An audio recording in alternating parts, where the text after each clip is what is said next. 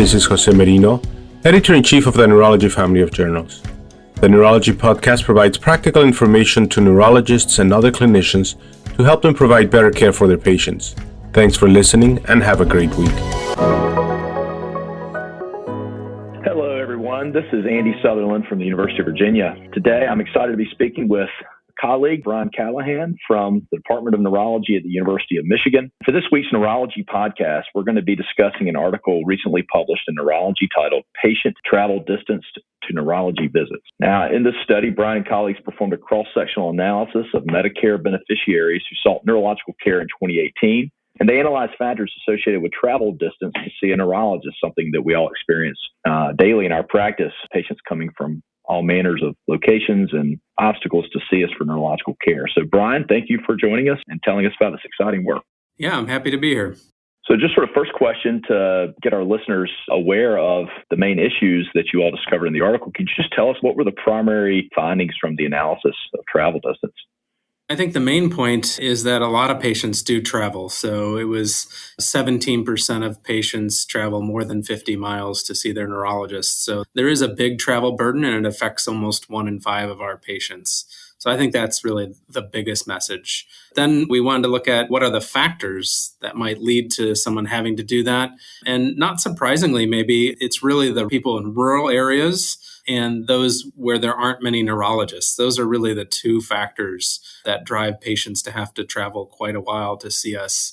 And also for a couple specific neurologic conditions. So patients with ALS, patients with neurologic cancer, and also multiple sclerosis patients. Those are the ones that frequently have to travel a long distance, even more than most. Well, and to that latter point, that intuitively makes sense regarding the nature of the diagnoses and the conditions for which they're seeing expert care. But one can also look at that as those are part of our patient population who may struggle the most with long distance travel. So I think that's an important finding that you all have pointed out. So Brian, thank you for sharing those primary thoughts. I thought it was interesting that in your discussion that you talk about some of the ways that we might consider ameliorating this extended travel distance for 1 in 5 patients, as you point out, who are exposed to long distance travel and barriers to access to neurological care. You know, clearly the COVID-19 pandemic upended our systems of care in many ways, but one of the positive outputs is that I think that we became more comfortable as a profession with telemedicine visits, as we did across all subspecialties. There was a major shift in the practice setting for even many neurologists and how they see patients.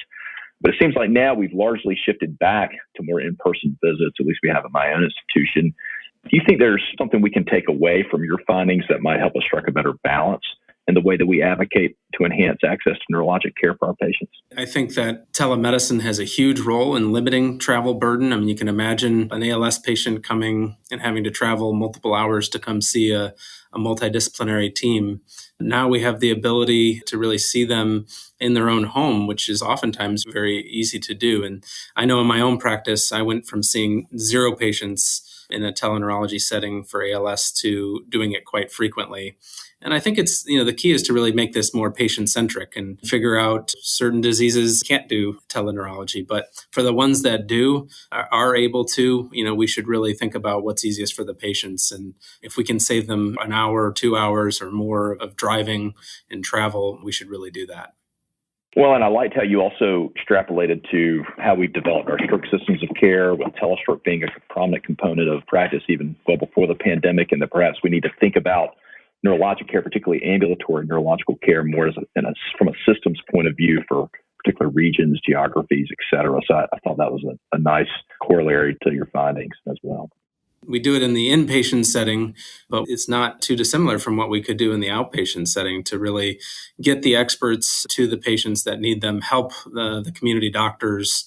It's going to be hard to get, all the patients from rural settings into the appropriate providers. But if we can lend our expertise and help those local providers out, whether they're neurologists or primary care physicians, I think that's something that we also have to consider. No doubt we're going to continue to see a shortage of neurologists and neurological care, particularly for subspecialty patient populations, as we've seen in a number of other reports with the aging of the patient population and so forth. So figuring a way that we can broadcast that expert care and work together within the specialty, I think is critical, as you noted.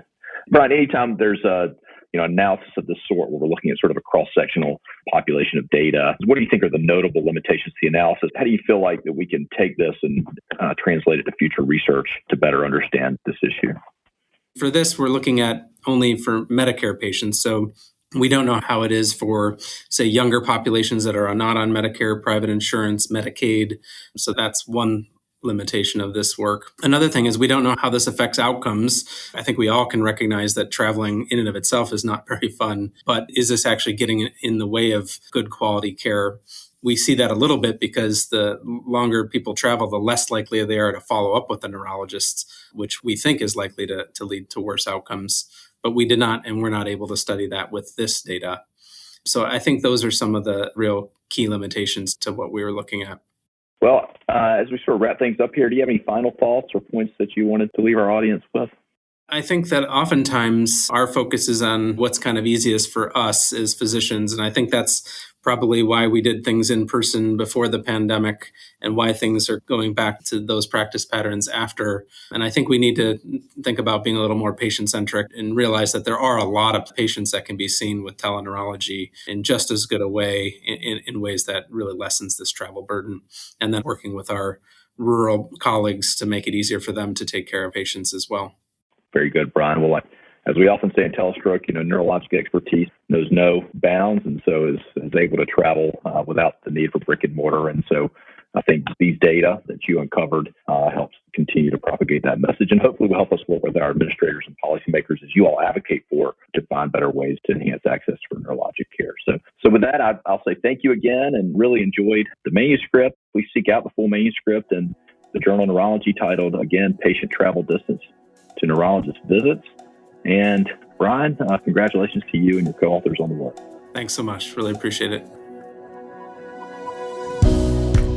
This is Stacey Clardy, your podcast editor. If you've enjoyed the podcast, please take a few moments to subscribe, rate, and review the Neurology podcast through Apple Podcasts, Google Podcasts, Spotify, or wherever you listen.